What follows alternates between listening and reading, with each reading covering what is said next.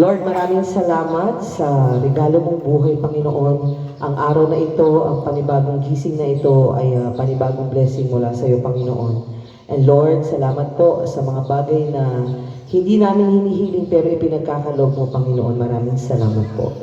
Salamat po sa kalakasan, sa kaligtasan, sa kalusugan, Panginoon, sa pamilya na meron kami, sa mga taong patuloy na nakasuporta at nagmamahal sa amin, Panginoon. Maraming salamat po.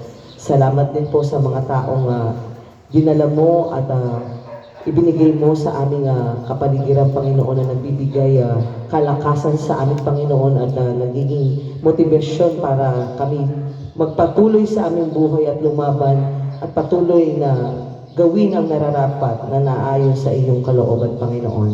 Lord, patuloy kami nagdadasal na patuloy niyo ipagkaloob ang malusog na pangangatawan, matalas na kaisipan, maliksing pagkilos, kaligtasan, kasiyahan, at lahat ng magagandang bagay sa mundo, Panginoon. Alam po namin, hindi namin deserve, pero pinagkakaloob niyo po para sa amin, Panginoon. And we continue to pray, Panginoon, ang mga kasamahan namin na may mga karamdaman at patuloy na lumalaban sa kanilang mga sakit, Panginoon.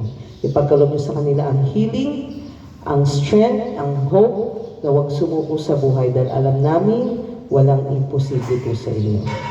And Lord, we ask for your guidance ngayong paparating na summer, Panginoon.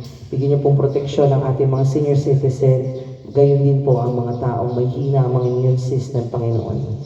Naway iligtas niyo sila sa kahit anong init ng panahon, Panginoon, nang sila po ay maging ligtas at malayo sa kahit anong sakit. This we ask in your most holy name. Amen! Good morning, everyone! Happy Thursday! Medyo mainit na ang panahon.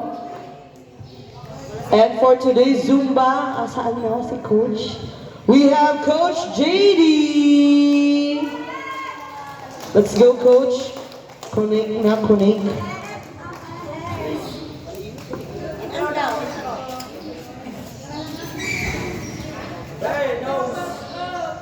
Venus, sana ka na. Oh, wow, puyat ka na. 1 hour ako ba? Sagad yun? Hindi pa ako pwede. Batikat, puyat na puyat yan. Kaya pa kami, puyat na. Si Jay. Ito kayo mag-intro.